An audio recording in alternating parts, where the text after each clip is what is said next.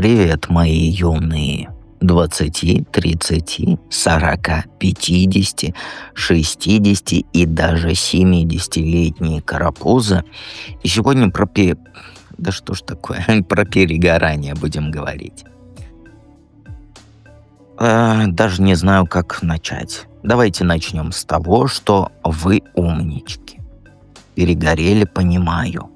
Поэтому давайте посмотрим, как из этого вылезти, как носик кверху сделать и прочее, прочее, прочее. Давайте начнем, я думаю, чего резину тянуть.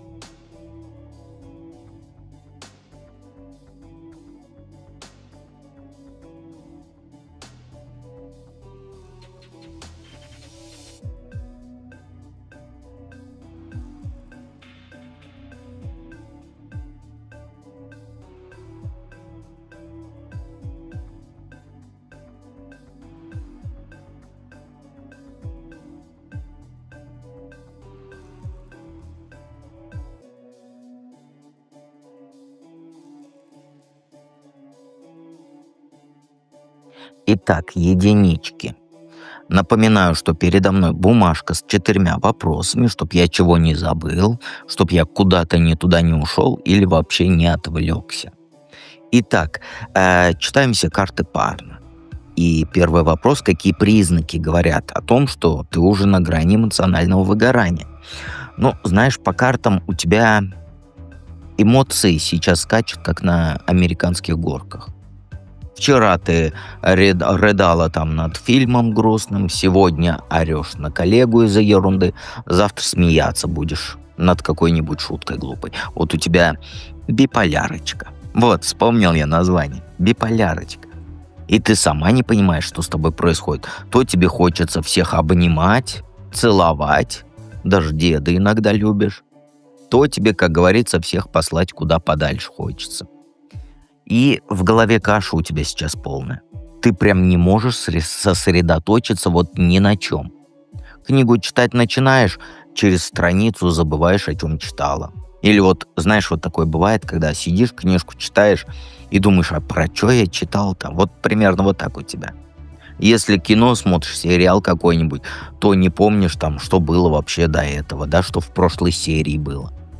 На работе ты по 3 раза перечитываешь одно и то же письмо, сообщение и так далее. А смысл все равно не доходит из этих сообщений. В магазин приходишь, не помнишь, чего пришла. Ты постоянно в тумане. Вот все кажется нереальным, каким-то размытым. Ты по жизни идешь, как муха сонная.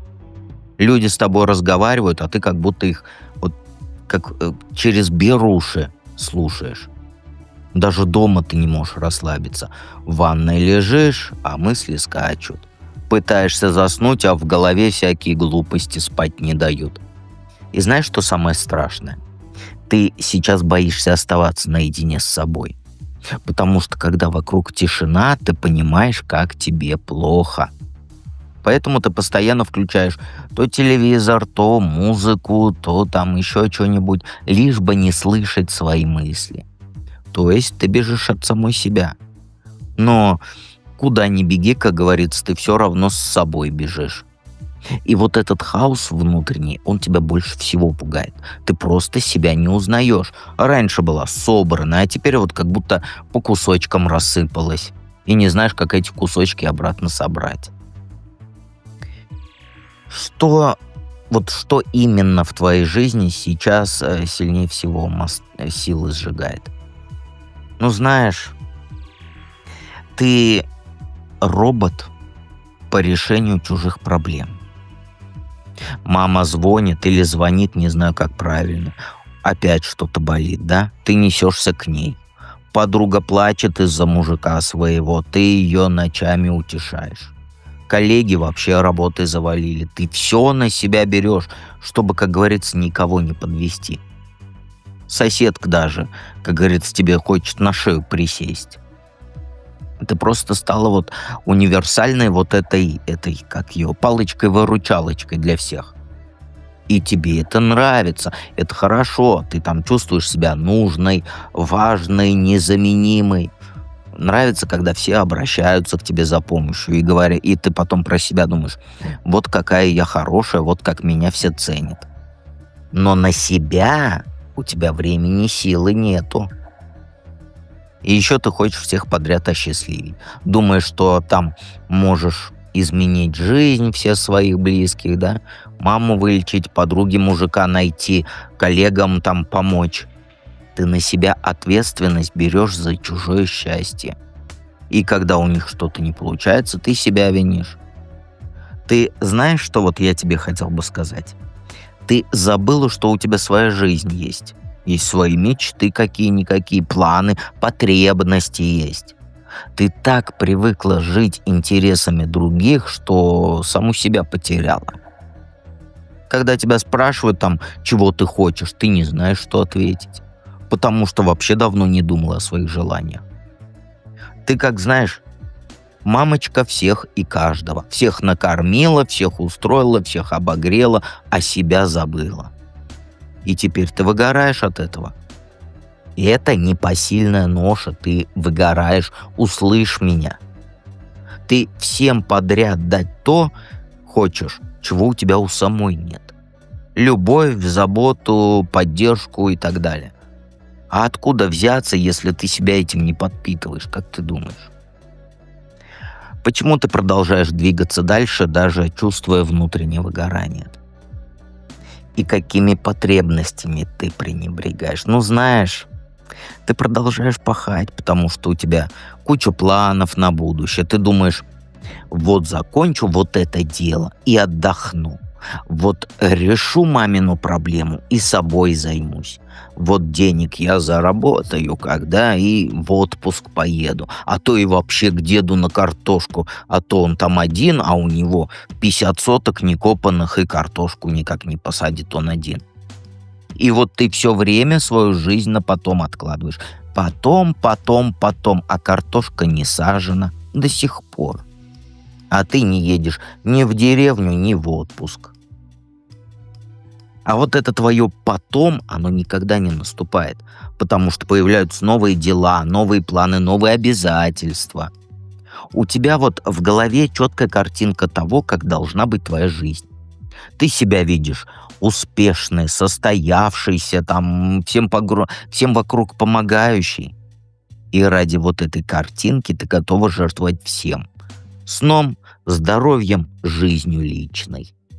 Ты думаешь, что если ты остановишься, то все рухнет, что вот без тебя все развалится. Еще ты от работы зависима. Ты вообще отдыхать не умеешь. Как только ты останавливаешься, тебе становится тревожно. Ты думаешь там, я время теряю, я должна еще что-то сделать. И вот ты привыкла к такому постоянному движению, к задачам постоянным. Без них ты чувствуешь себя ненужной. И, конечно, простые потребности свои ты игнорируешь. Ты кусочничаешь, то есть нормально ты не ешь никогда. Вот у тебя, знаешь, перекус на ходу. Я сегодня не буду суп варить, я сегодня бутерброд с чаем, я думаю, выпью. А то и на крайний случай яишенку сделаю. Высыпаться тоже некогда, дел-то много. С друзьями, подругами общаться просто так вот без повода тоже некогда, работать же надо. То, что нравится делать, там хобби какое-нибудь, некогда, есть же более важные дела. Сами денежки за себя не заработают. И вот ты превратила свою жизнь в этот бесконечный список дел. И в этом списке нет ни одного пунктика про себя подумать, о себе позаботиться. Потому что у тебя в голове что? Это эгоизм. Что хорошая женщина у тебя в голове должна думать о других, а не о себе. Но знаешь что? Если ты развалишься, то кому ты поможешь-то? Никому. Ты как телефон, у которого батарейка разрядилась. Не работаешь, а только вот проблемы создаешь. Что поможет силы восстановить? Знаешь, что тебе нужно? Просто для себя признать, что ты не супергерой. Что у тебя есть слабость, есть ограничения, дни плохие есть. Что ты вот Ну как, хочешь не хочешь, а вот ты не можешь быть идеальной для всех и всегда. И это нормально, представляешь? Перестань себя там ругать за то, что иногда хочется всех послать, как говорится, далеко и надолго и поспать лечь. Это ж не делает тебя плохим человеком. Тебе нужно научиться жонглировать своими обязанностями. Не брать все подряд, а выбирать самое важное. Сегодня маме помогла, завтра день для себя. Послезавтра подруге помогла, послезавтра день для себя. Сделала там работу какую-нибудь, завтра пораньше ухожу с работы. Ты не должна быть доступна 24/7 для вот всех желающих. Понимаешь? И еще тебе нужно найти то, что тебе энергию дает. Не отнимает, а именно дает. Что вот заставляет тебя там улыбаться без причины, да? Что там счастливый тебя делает просто от того, что ты этим занимаешься. Это может быть там рисование картин, писание и так далее и тому подобное. И это не должно быть полезно для других, не должно деньги приносить, не должно чьи-то проблемы решать.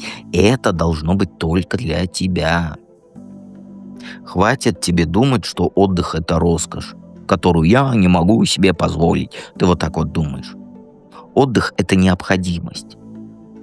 Понимаешь? Ты робот, которому нужно техническое обслуживание. Потому что без него ты сломаешься. А чинить будет еще дороже, а то и еще вообще, если возможно. С малого начни. 1 час только для себя. Без телефона, без дел, без проблем чужих. Просто ты и то, что тебе нравится. Там ванная, книга, музыка, потанцуй. Что угодно. Главное, чтобы это было твое, понимаешь? И постепенно это время увеличивай. Потому что ты имеешь право на собственную жизнь даже, представляешь?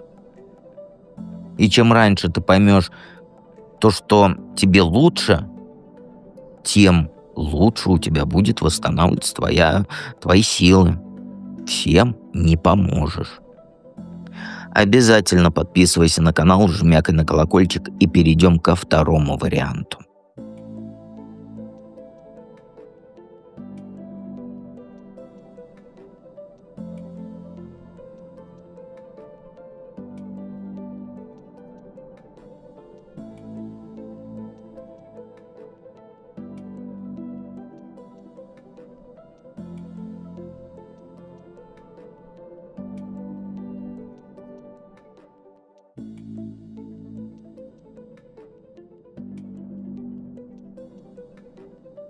Двоечки, одевайте штанишки и полетели. Как всегда передо мной бумажка с вопросами, то, что эту колоду вы себе можете взять.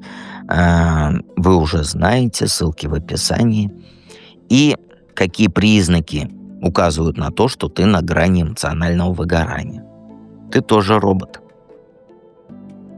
Вчера праздник был, ты улыбалась, там танцевала и так далее. Позавчера еще день рождения у кого-нибудь, торт, подарки, веселье. Завтра там еще один праздник. И ты ходишь на все вот эти мероприятия, делаешь вид, что тебе весело, а внутри пустота. Ты стала, знаешь, как куколка из магазина. Красивая снаружи, но внутри опилки. Ты знаешь, в такой ситуации ты знаешь, как себя вести, как нужно себя вести, какую роль играть. Там на работе ты сотрудница ответственная, дома там заботливая мама или дочь, с друзьями прям веселая подруга. А где настоящая ты? Ты же роли играешь везде разные. И ты как камень еще стала. Раньше ты там плакала над «Титаником», да? Или там злилась на несправедливость какую-нибудь там в кино, мультиках. Мелочам радовалась. Сейчас ты смотришь на все это со стороны. И вот, знаешь, даже когда что-то действительно важное случается, ты реагируешь спокойно. Причем не просто спокойно, а слишком спокойно. Ты просто устала чувствовать. Ты от всех своих эмоций отключилась, потому что они что? Мешают тебе функционировать, потому что ты у меня робот. Тебе переживать некогда, там радоваться некогда, грустить тоже некогда. У тебя есть дела, у тебя есть обязанности, у тебя есть планы, и ты им соответствуешь, идешь по ним. А чувства у тебя в голове, да, только тормозят. Поэтому ты их заморозила. Но без эмоций ты не живешь, а существуешь, ты же в курсе. Ты по жизни идешь как зомби. Встаешь, завтракаешь, работу работаешь, там едешь домой, ужинаешь, спать. И так каждый день. Ты даже забыла, когда последний раз там делала что-то просто потому, что хотела. Не потому, что надо, да, а не потому, что там ждут, а просто потому, что душа просит. Когда? Никогда. Что именно в твоей жизни сильнее всего сжигает твои силы? Ну, знаешь, ты между двумя огнями каждый день мечешься. С одной стороны у тебя мама, которая внимания требует, там звонит каждый вечер, жалуется, про соседей рассказывает и так далее. И ты не можешь ей отказать, потому что она одна. А с другой стороны у тебя работа, которая съедает все твое время. Начальник дает там новые какие-нибудь задания, коллеги просят помочь, там клиенты недовольны. И ты крутишься, как белка в колесе, пытаясь вот всех устроить. И знаешь, что самое, плохое? Ты выбрать не можешь, что важнее. И маму жалко, она старенькая, болеет, ей поддержка нужна. И работу жалко, сколько лет вкладывала, да, карьеру строила. Ты постоянно разрываешься между вот этими двумя направлениями. Еще у тебя новый проект на работе. Хороший, перспективный, который может изменить всю твою карьеру. Ты понимаешь, что шанс, да, что нужно вкладываться, работать, то есть больше обычного. Но времени нет, потому что все остальные дела тоже никто не отменял. И у тебя что в итоге? Сидишь вечером каждый вечер и думаешь, кому время уделить или поработать. Может поехать, а может дома остаться. К маме я имею в виду. Каждое решение тебе с огромным трудом дается, потому что ты знаешь, чего бы ты ни выбрала, кто-то будет недоволен. И в первую очередь ты сама. И ты постоянно уже чувствуешь вот эту вину за то, что ты не успеваешь везде быть идеальной. И вот эта вина, она съедает тебя изнутри. Съедает так, что никакая работа с этим съеданием не сравнится. Почему продолжаешь двигаться дальше, даже чувствуя вот это выгорание? И какими потребностями пренебрегаешь? Ну, знаешь, ты груз на себе тащишь, которую даже вот слон бы не потянул. У тебя на плечах лежит ответственность за все и за всех. За здоровье мамина, за работу, да, за там праздники, за отношения с подругами, с мужиками и так далее. Ты думаешь, что если ты не будешь этим заниматься, то все развалится. И поэтому боишься остановиться, потому что ты знаешь, как только перестанешь двигаться, там контролировать, все, хаос начнется. Мама загрустит, начальник замену найдет, подруги обидятся, и ты поэтому продолжаешь нести эту ношу, хотя не можешь уже нести, всего сил нету. А еще ты отказываешься от всего, что могло бы тебе помочь. Например, там подруга зовет тебя там в эту, слово бусурманское, в спа, да? Ты отказываешься, потому что дела, или там в кафе зовет. Родственник или там близкий человек предлагает на дачу, ты говоришь, некогда. Коллеги после работы позовут куда-нибудь, тоже некогда. И ты спешишь, как говорится, после работы домой, коллеги отдыхать, а ты домой, там тоже обязанности, кроме работы. И ты думаешь, что отдых — это роскошь, что пока все проблемы не решены, ты права расслабляться не имеешь. Но проблемы, они же никогда не кончаются. Как только решаешь одну, появляются, как говорится, две новые, как у Змея Горыныча, головы. Ты забыла, что значит такое просто жить. Там просто вот гулять без цели. Или там с подругами о ерунде о всякой разговаривать. Фильмы глупые смотреть.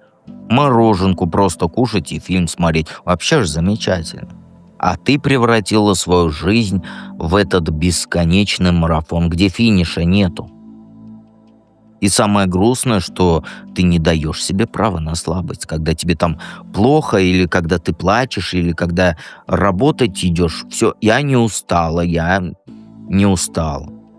Когда устала, не отдыхаешь, а еще нагрузите мне 3 вагона дел. Ты думаешь, что должна быть всегда сильной, но ты фильмы посмотри.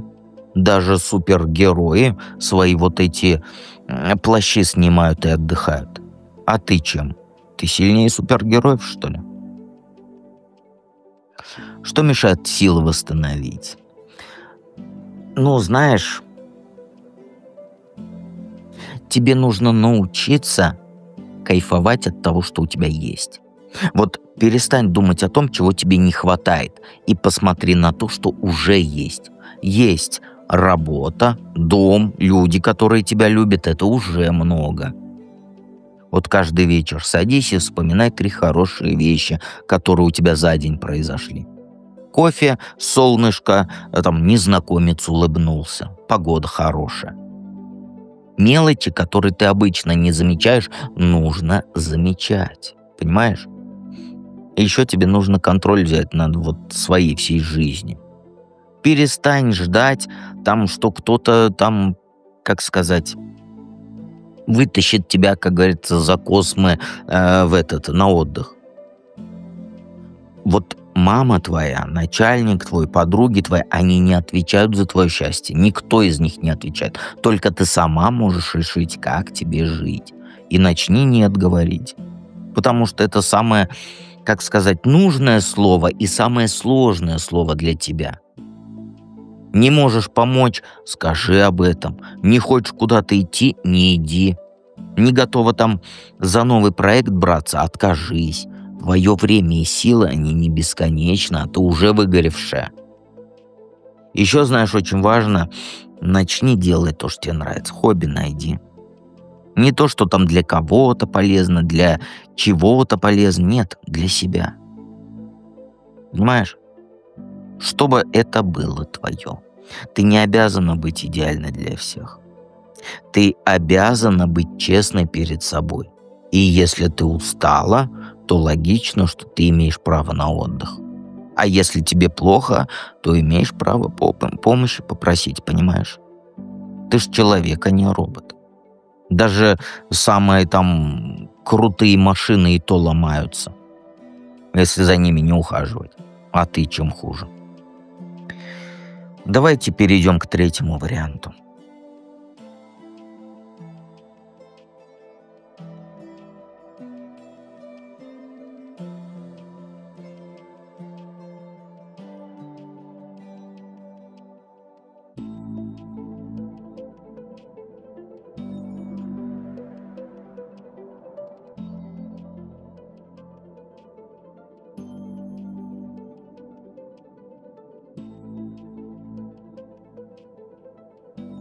Троечки, как всегда, передо мной 4 вопроса и парно карты читаем.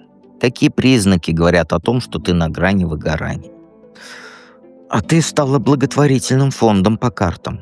Помогаешь, всем, говорится, даешь помощь, сама пустая ходишь. На прошлой неделе давала там деньги в долг. Позавчера сидела, до ночи кому-то там чего-то выслушивала, помогала. И подруга у тебя там то с мужем, то еще что-то, и давай поплачем. Ты раздаешь себя всем подряд, а внутри пустота. Приходишь домой после вот таких вот тяжелых дней, садишься там на диван или в кресло и понимаешь, я ничего не чувствую. Ни радости, ни грусти, ни злости, пустота одна. Ты помогла всем, но себе не можешь помочь. Даже вот чашку чая нормального заварить не можешь. Плакать тоже перестала. Раньше там всплакнуть могла, сейчас не можешь. И знаешь, что самое хуже всего? Ты равнодушно стала к тем вещам, которые раньше тебя радовали. Вкусненько там что-нибудь, тебе пофигу. Одежду красивую, платьишку, пофигу. Погода хорошая, пофигу. Ты даже смеяться разучился по-настоящему. Кто-то шутит, ты улыбаешься из вежливости, внутри тишина. У тебя вот эти вот, как ее называются-то, СМС-ки, сообщения отправляешь, твое ахаха, а лицо покерфейс. Раньше ты была душой компании, теперь сидишь, думаешь, когда же это закончится, да? Когда домой пойду. Ты телом на работе присутствуешь, а душа где-то далеко. Все, конечно, это чувствуют. Что в твоей жизни сильнее всего сжигает твои силы? Ты постоянно новое начинаешь. На курсы записалась, там решила заняться йогой, там о смене работе подумала, планируешь ремонт в квартире, еще. Завтра будешь кулинарные рецепты изучать. Ты батарейка, которую постоянно ставят в новые эти гаджеты. Только она успела к одному привыкнуть прибору, да, батарейка, а ее уже в другой прибор засовывают. И каждый раз нужно заново включаться, заново настраиваться, заново тратить энергию на вот это все. И знаешь, еще у тебя проблема, ты себя заставляешь быть сильной во всех твоих начинаниях. Ты себе не можешь разрешить слабой быть. Сомнений себе не разрешаешь, ошибок тем более. Думаешь такая: раз уж взялась, надо довести до конца. Я должна быть лучшей. Я должна всем, как говорится, показать Кузькину мать. И вот эта внутренняя требовательность к себе, она высасывает из тебя все соки. Все абсолютно. Каждое новое дело, оно требует от тебя вот не только времени и сил, да, но и отдачи эмоциональной. Ты должна себя мотивировать, там, подбадривать, заставлять. А внутренний вот этот ресурс для этого уже на исходе, нету. Поэтому каждое утро просыпаешься вот с такими мыслями: надо. И день у тебя превращается в бесконечную борьбу с самой собой. И самое плохое, что ты остановиться не можешь. Потому что если остановишься, то почувствуешь, что тебе плохо, да, как на самом деле узнаешь. Поэтому бежать от этого, от одного дела к другому, бежишь, скачешь. Почему продолжаешь дальше двигаться, даже чувствуя внутреннее выгорание? И чему ты пренебрегаешь? Знаешь, продолжаешь двигаться, потому что ты боишься, что если ты остановишься, то все рухнет, все планы. У тебя в голове четкая вот картинка того, как ты должна быть в будущем, какой. То есть твоя жизнь через год вот такая.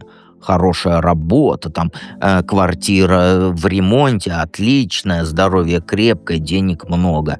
И ты вот методично идешь к этой цели каждый день. Понимаешь? Идешь, верно идешь. Каждый день делаешь маленькие шаги. Сегодня там книгу по саморазвитию почитал, завтра там в спортзал сходишь, послезавтра там на работе остаешься подольше. Ты не спешишь, но и ты не останавливаешься. И вот эта постоянная нагрузка без передышки, она тебя убивает. И еще ты постоянно от критики по картам защищаешься. Боишься, что если ты расслабишься, то кто-то скажет: смотрите на нее, она сдалась. Я так и знала. Поэтому что ты продолжаешь работать, даже когда сил нету. Чтобы никто не мог сказать, что ты там слабачка, да? И ты игнорируешь свои потребности. Тоже перекус такой себе. Выспаться нельзя, дела ждут. С подругами пообщаться — роскошь. Сериал посмотреть — тоже пустая трата времени, правда же? Ты свою жизнь, знаешь, превратила в план по достижению целей. И в этом плане нет там отдохнуть или там себя побаловать, мужика найти.